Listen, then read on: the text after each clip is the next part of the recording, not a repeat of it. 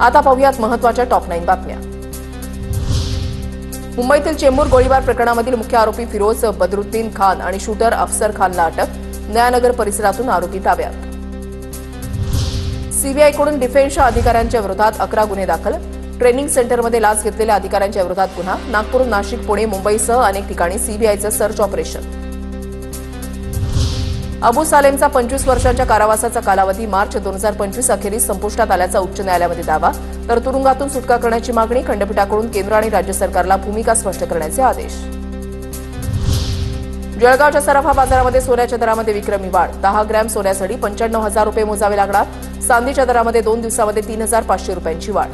त्या 3 वर्षांमध्ये खासगी शाळांच्या शुल्कामध्ये 50 ते 80% वाढ। मागील 3 वर्षातील सर्वेक्षणामध्ये बाब उघड। खासगी शाळा दरवर्षी 10-15% शुल्क वाढवत असल्याची माहिती। नळ जोडणी अधिकृत नसल्यास पाणी पुरवठा होणार खंडित। पाणी चोरीला आळा घालण्यासाठी मुंबई महापालिकेची धडक मोहीम। पालिका अधिकारी नळ जोडण्यांची तपासणी करणार। पुण्यामधील शिवाजीनगर डेक्कनमध्ये सलग 3ऱ्या दिवशी पाणी पुरवठा विस्कळीत। या विभागांना पाणी पुरवठा करणारी जलवाहिनी सतत फुटत असल्याने नागरिकांना त्रास। तुळजाभवानीच्या चैत्री पौर्णिमा यात्रेला आजपासून सुरुवात। यात्रेदरम्यान तुळजाभवानी मंदिराचं मुख्य द्वार बंद। भाविकांना कुंभार गल्लीमधून मंदिरामध्ये प्रवेश। 15 तारखेपर्यंत यात्रोत्सव रंगणार।